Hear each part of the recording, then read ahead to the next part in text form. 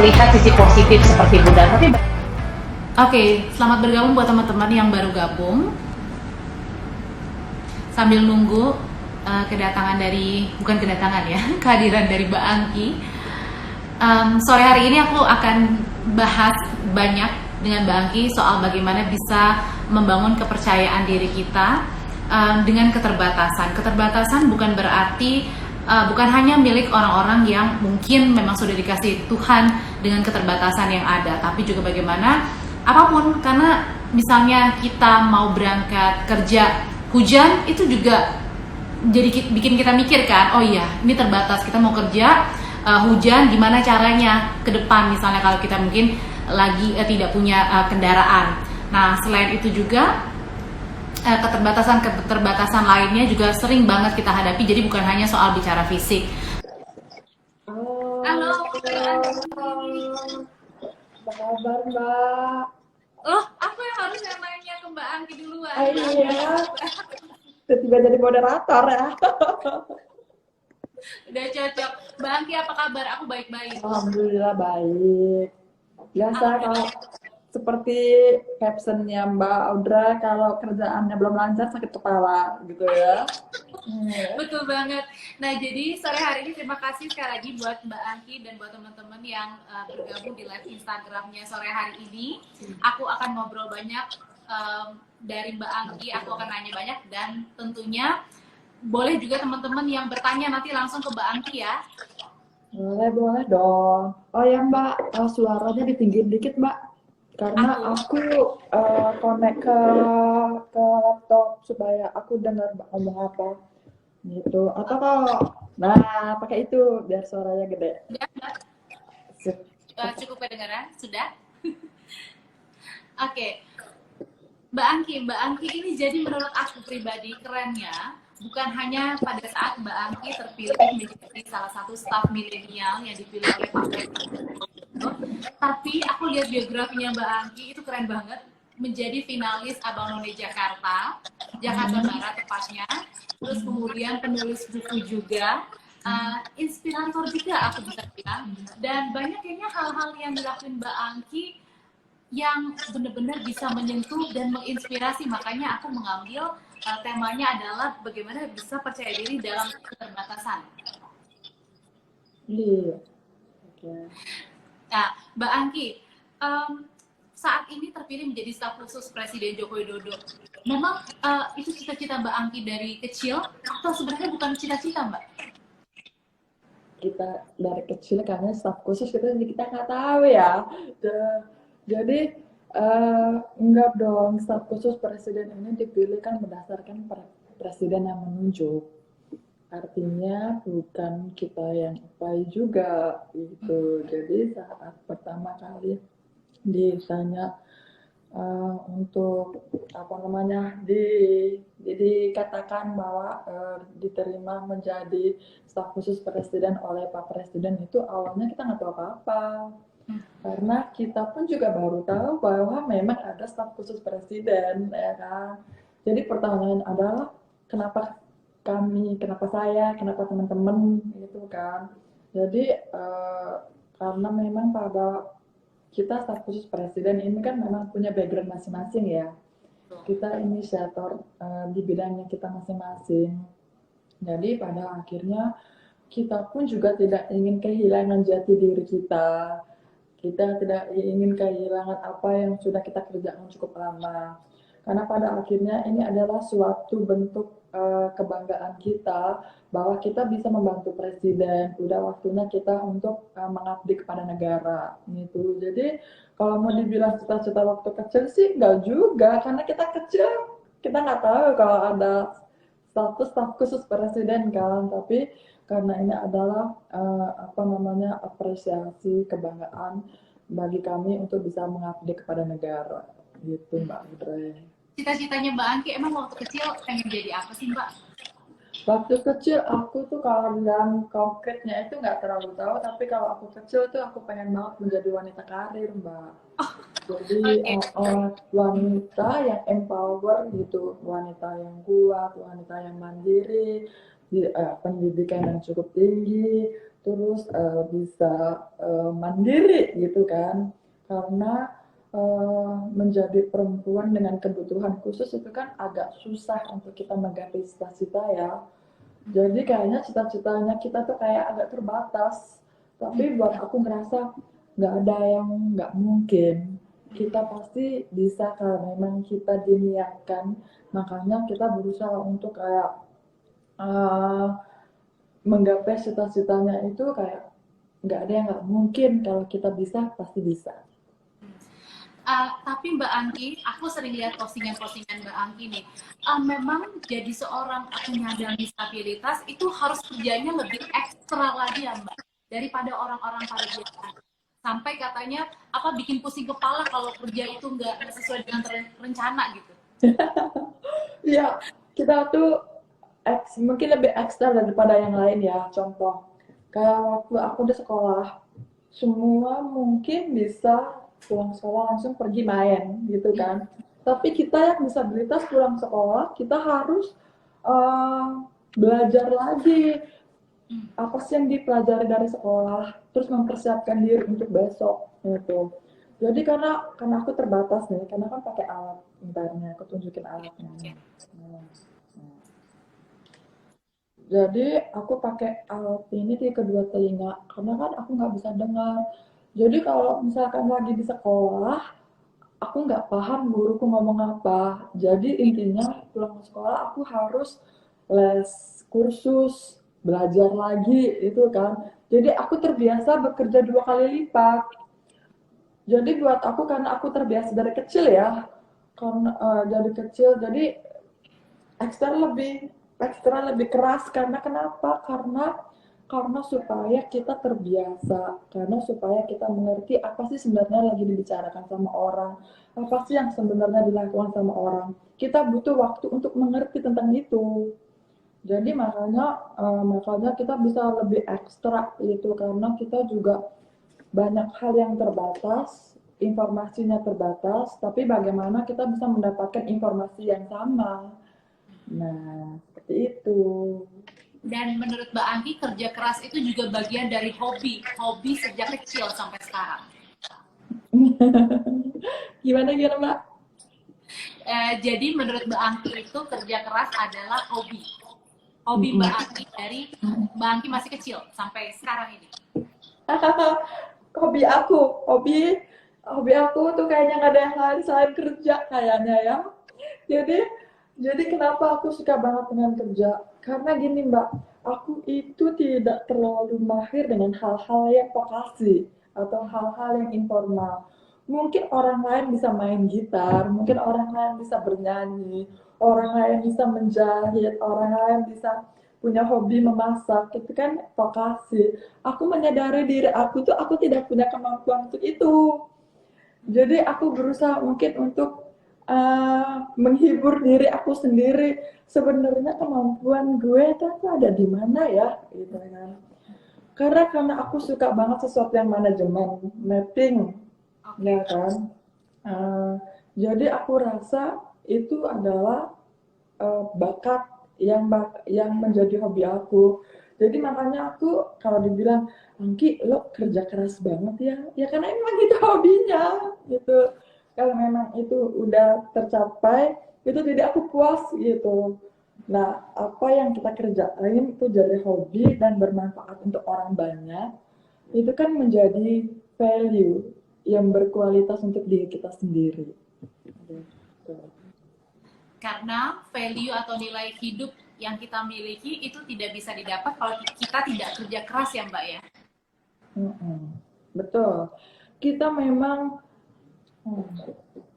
kalau kita masalah hidup ini seperti roda berputar kan Mbak, ada kalanya kita di atas, ada kalanya kita di bawah.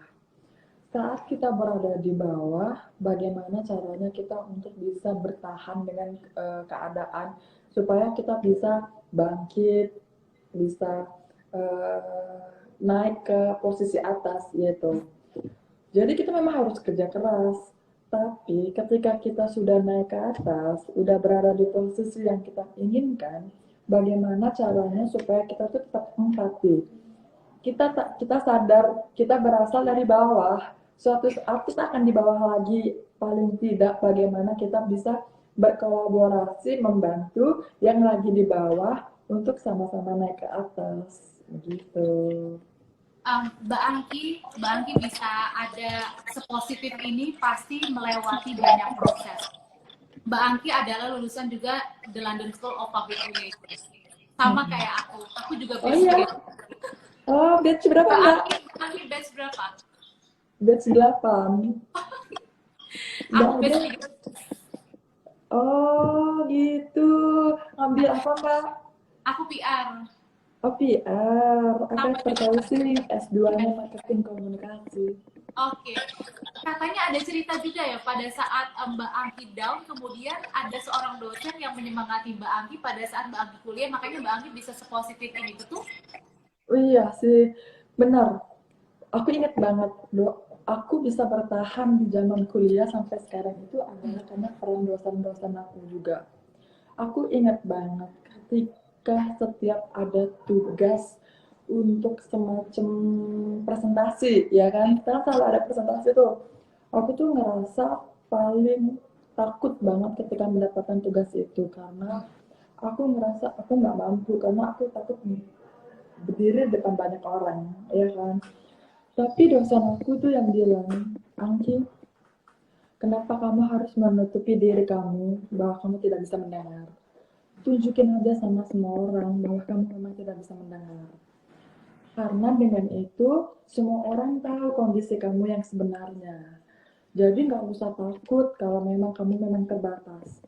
Jadi kebanyakan Mbak, kita kuliah di komunikasi, dan aku nggak bisa dengar, terus ngambil komunikasi pula, ya kan? Itu jadi kadang tantangan buat aku. Kadang tuh berat banget awalnya, aku sampai nangis-nangis juga.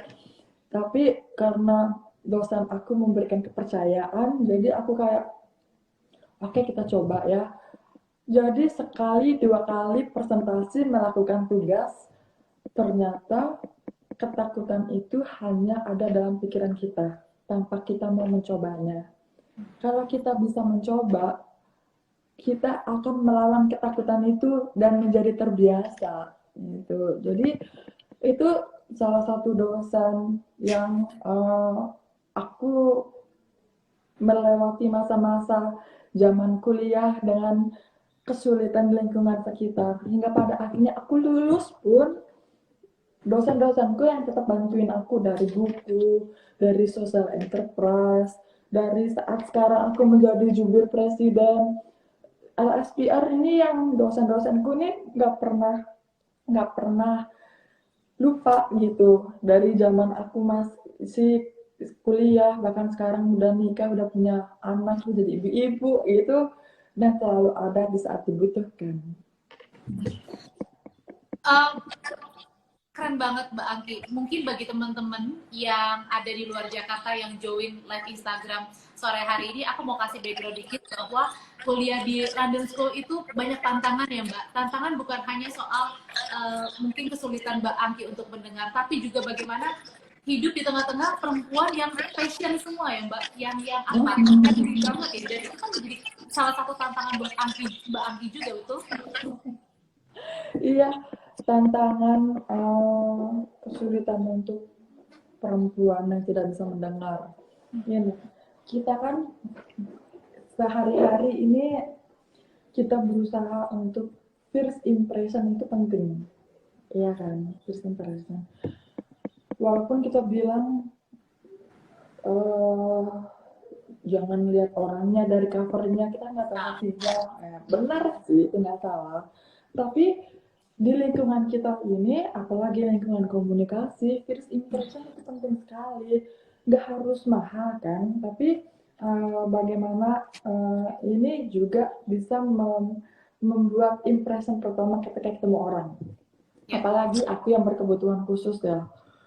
Aku berusaha untuk bagaimana bisa membuat orang lain itu percaya, ya kan?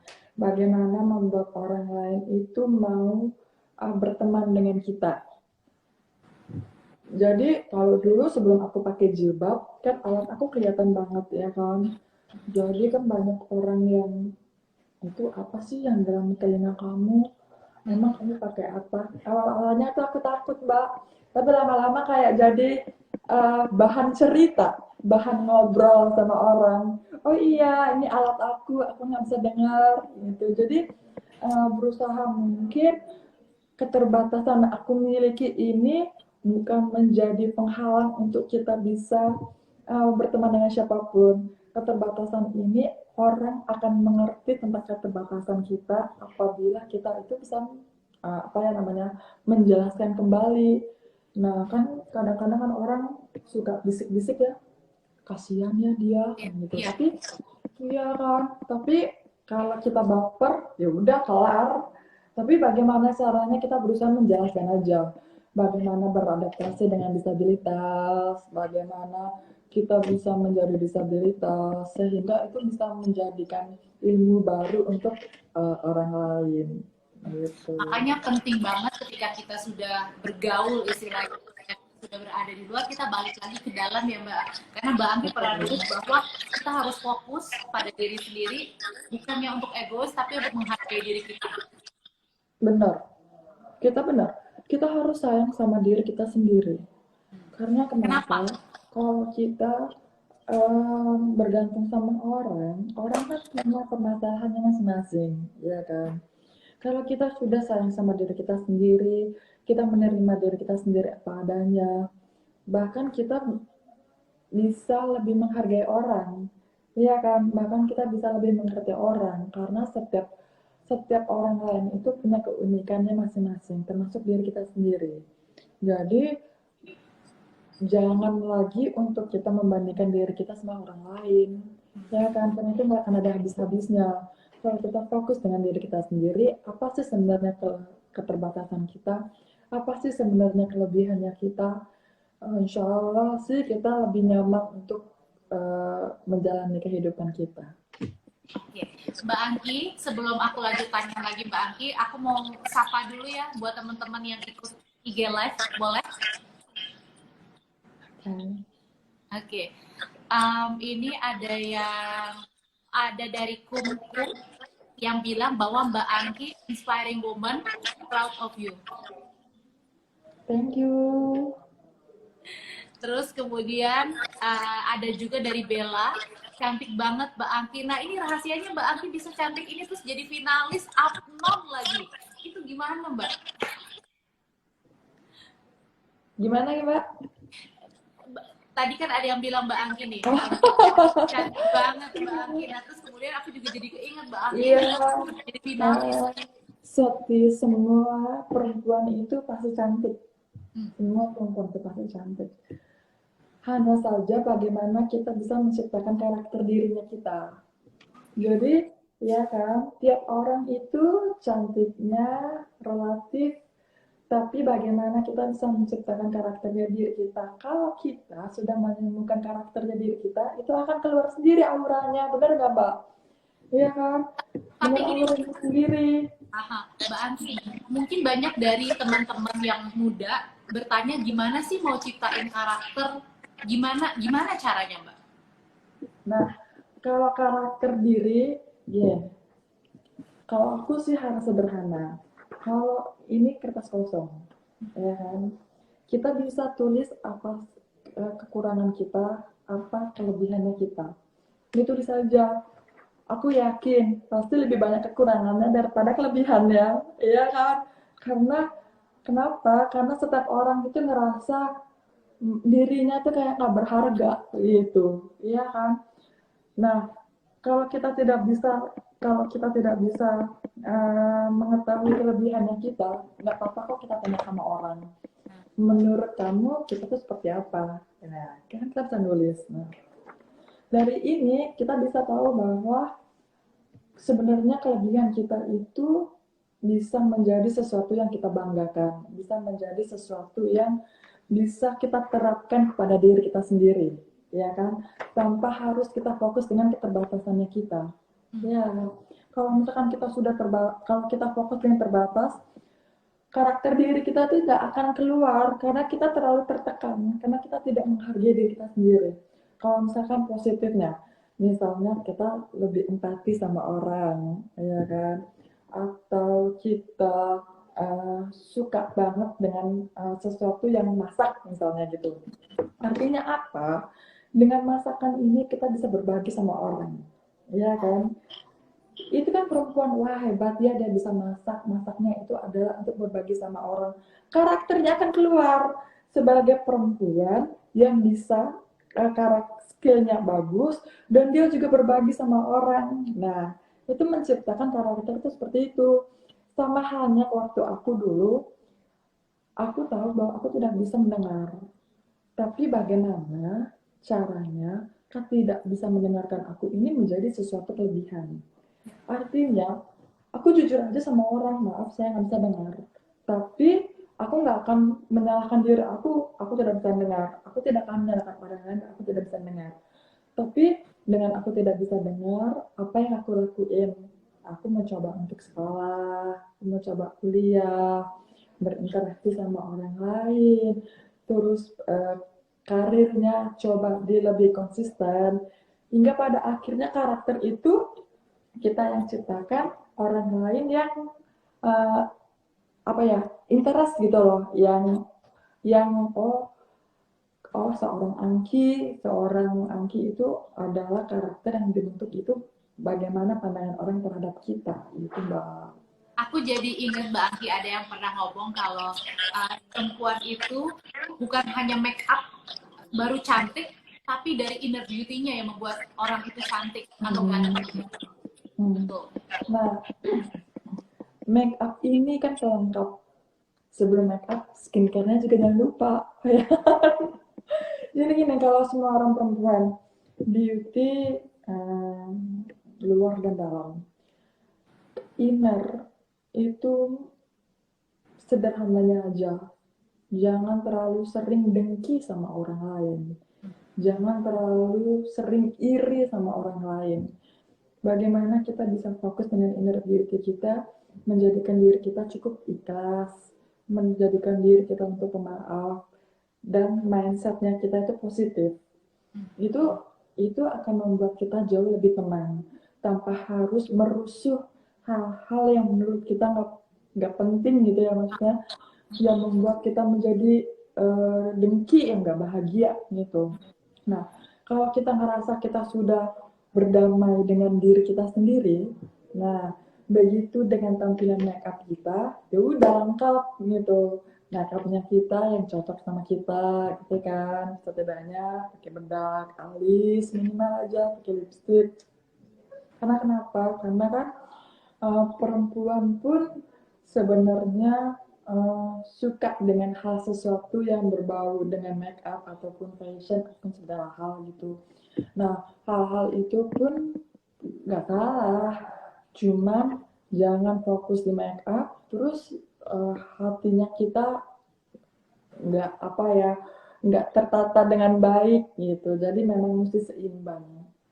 Oke, aku salam lagi dari Mbak Melani, Mbak Angki panutanku. Terus kemudian ada ada Femi juga, Ibu salam tuli semangat. Lalu ada lagi dari Lalu Wedi, aku tuli asal Lombok Mbak Angki.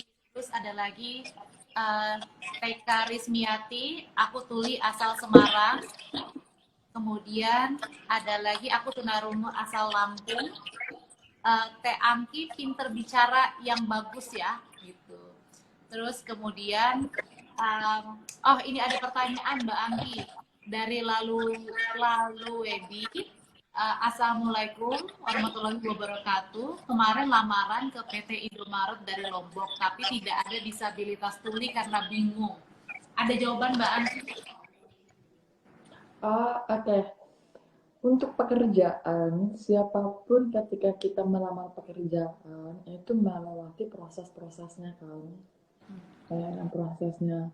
Jadi ikutin aja prosesnya, karena setiap perusahaan pasti punya SOP-nya, standarisasinya sendiri. Jadi kita diterima atau tidak itu haknya perusahaan, ya kan.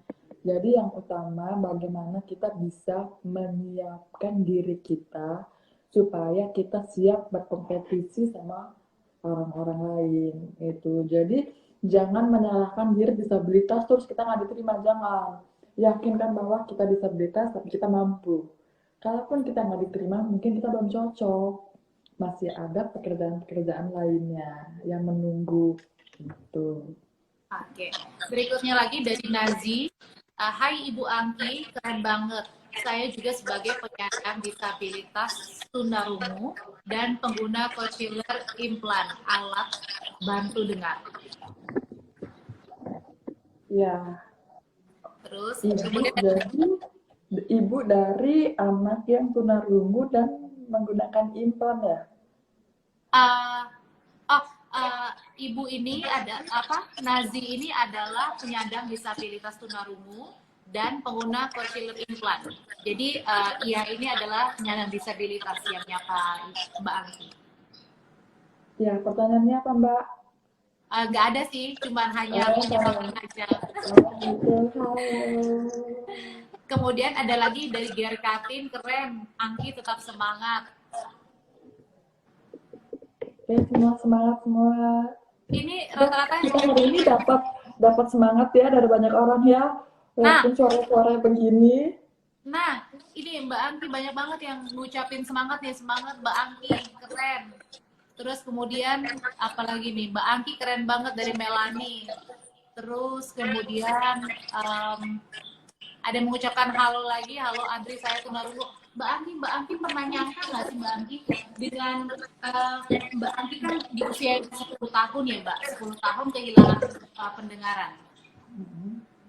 Mbak Angki mungkin waktu kecil pada saat kehilangan pendengaran mungkin Mbak Angki merasa sedih kali ya, merasa down. Tapi pernah kepikiran nggak sih Mbak Angki ternyata Tuhan punya maksud lain, Allah punya maksud lain menempatkan Mbak Angki sebagai penyandang disabilitas untuk menjadi inspirasi buat orang. Pernah nyangka nggak Mbak? Jadi waktu aku kecil, aku usia 10 tahun, aku nggak bisa dengar karena demam tinggi. Terus habis itu antara demam tingginya atau karena antibiotik, nggak cocok sama antibiotiknya, ya kan. Terus jadi nggak langsung seketika kita nggak bisa dengar Mbak, perlahan-lahan. Nah, tahunya dari mana? Tahunya itu dari sekolah. Kok sulit ya mengikuti pelajaran di sekolah.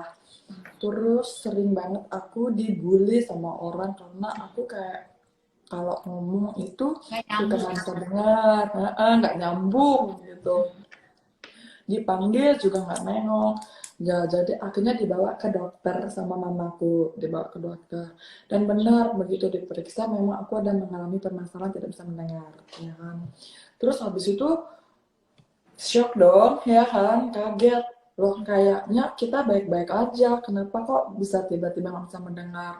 Nah, yang membuat aku bisa bertahan ini adalah mamaku. Mamaku tuh nggak pernah namanya nangis di depan aku. Nggak pernah. Jadi menurut dia semuanya akan baik-baik aja. Gitu. Nah, tapi yang menghadapi lingkungan sekitar kan aku harus berhadapan dengan orang-orang yang menurut mereka itu manusia itu harus normal, sempurna, ya kan. Kalau tidak normal, tidak sempurna, dia adalah produk yang gagal, gitu kan. Tapi karena keluargaku yang merasa nggak apa-apa kok, gitu. Jadi aku suka nggak suka di lingkungan yang membuat aku terpuruk gitu, lama-lama aku jadi terbiasa.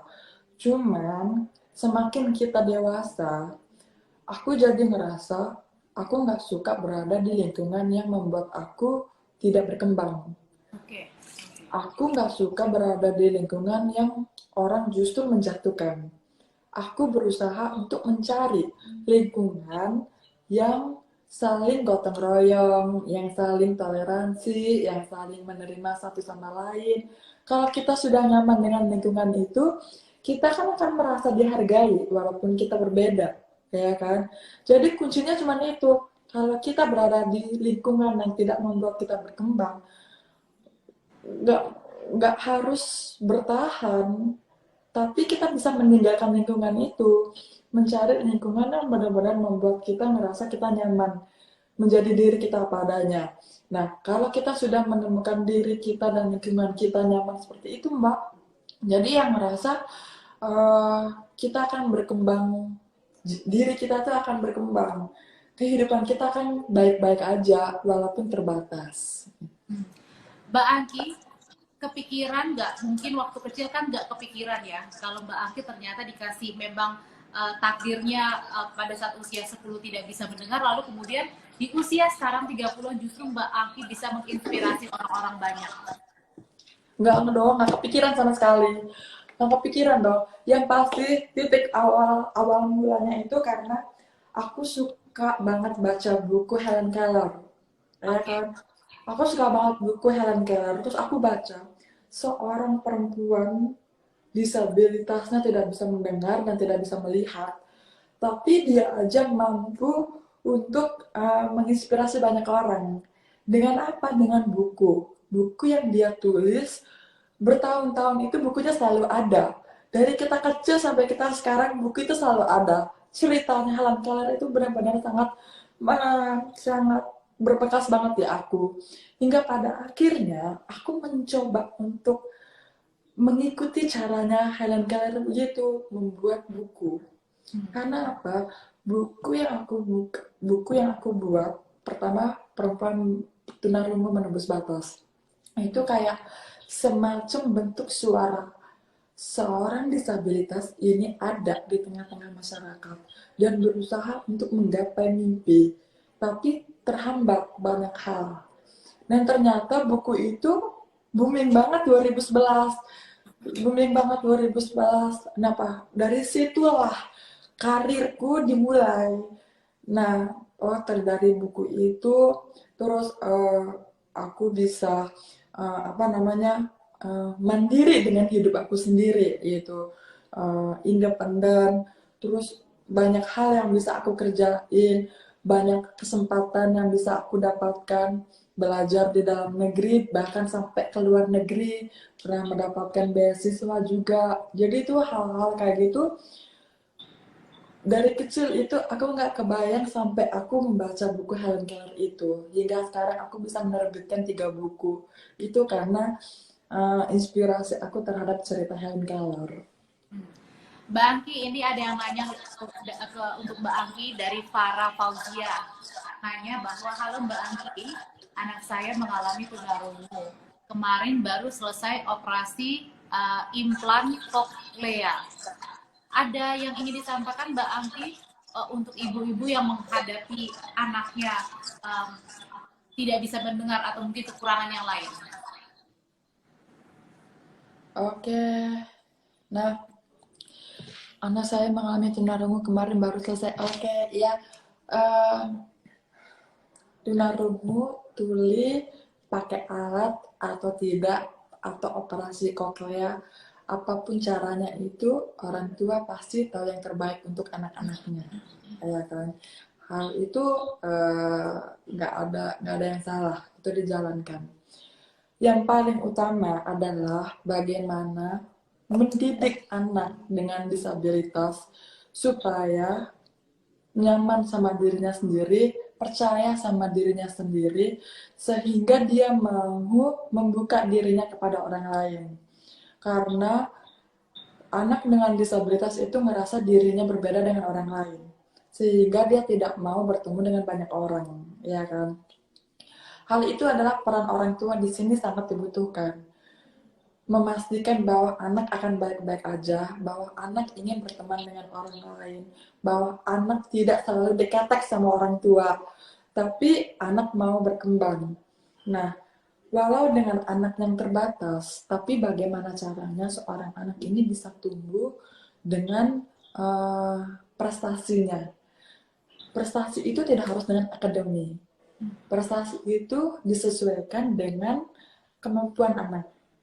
Karena setiap anak dengan disabilitas itu pasti memiliki kelebihan yang sebenarnya kita juga nggak bisa lihat. Iya kan? Kalau dia sudah menemukan kelebihannya itu, kalau diasah terus-menerus, itu akan menjadi prestasi yang sangat luar biasa. Nah, Jadi jangan pernah membuat standar sendiri bahwa anak itu harus pinter akademi, anak itu harus ranking, nggak harus seperti itu. Tapi bagaimana anak itu bisa membawa dirinya, apa yang dia suka, tugas orang tua adalah membimbingnya dan memastikan hingga pada suatu hari nanti anak itu bisa lepas dari orang tua. Percaya dah, momen yang paling terharu itu adalah ketika melepaskan anak yang berkebutuhan khusus menikah. Iya kan? Artinya tanggung jawab orang tua itu kan udah selesai ya, Mbak. Orang tua udah selesai. Dimana anak itu pamit sama orang tuanya dan dimana kita berterima kasih sama orang tua atas semua didikannya selama ini. Itu adalah momen yang paling luar biasa membuat kita terharu banget. Artinya orang tua pun juga udah oke, ini adalah waktunya saya melepaskan diri sebagai orang tua dan anak berkebutuhan khusus ini bisa mandiri.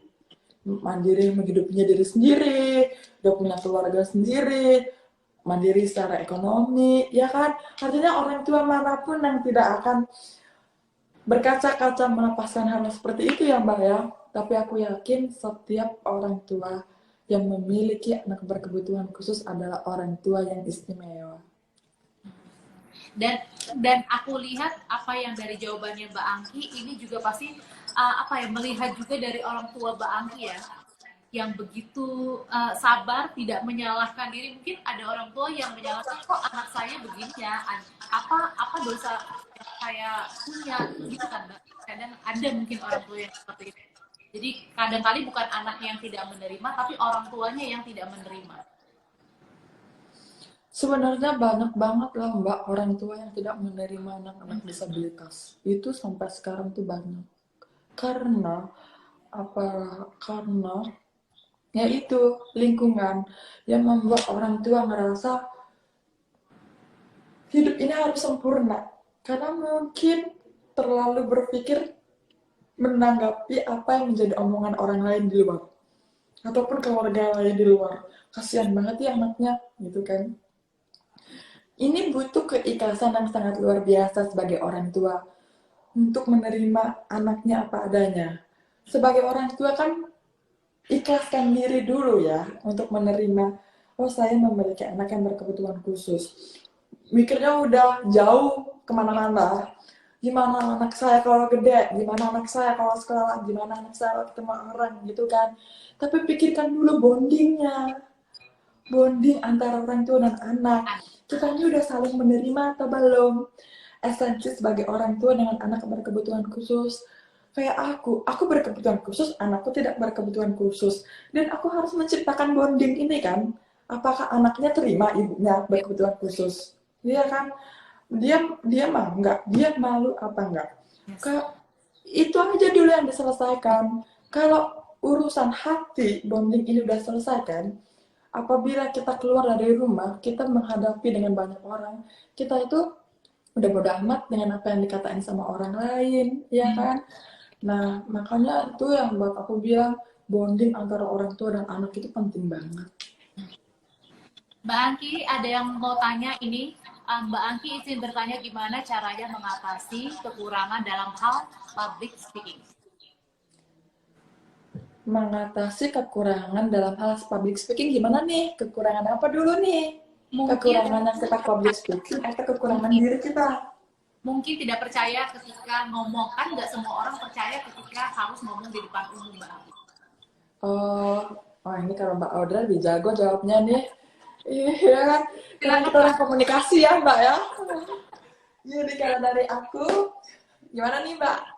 Kalau dari aku sih, di rumah kita ini kan punya kaca, ya kan? Kita punya cermin. Cerminnya ini itu kayak kita belajar sama diri kita sendiri. Kayak kita lagi bercermin nih ya kan? Kita itu bisa melihat dirinya kita sendiri. Bagaimana kita berbicara, ya kan? Bagaimana eye contact kita mata, bagaimana body language-nya kita, bener gak? Kalau kita udah nyaman saat kita bercermin seperti ini, begitu kita berada di umum, kita tuh kayak berkaca sama diri kita sendiri, bener nggak Mbak? Iya kan? Karena kita udah rapi, ya kan? Kita udah berbicara bagaimana intonasi bicara kita, bagaimana ekspresi muka kita, bagaimana body language-nya kita. Nah, tinggal yang paling utama adalah kita tahu dulu apa yang ingin kita bicarakan. Kita tahu dulu apa yang ingin kita bicarakan dan kita punya kemampuan itu untuk membicarakan. Tapi kalau apa yang kita bicarakan ini adalah di luar kemampuannya kita, mending kita nggak usah ngomong, bener nggak Mbak? Ya kan? Sesuai dengan background kita aja, experience-nya kita, pengetahuannya kita. Kalau kita nyaman dengan pengalamannya kita atau pengetahuannya kita, begitu kita bicara, karena kita sudah expert di bidang itu. Nah, kalau kita mencoba untuk di bidang lain, nah itu membuat diri kita akan menjadi terlihat ragu di depan publik gitu. Jadi pelajari dulu di depan kaca.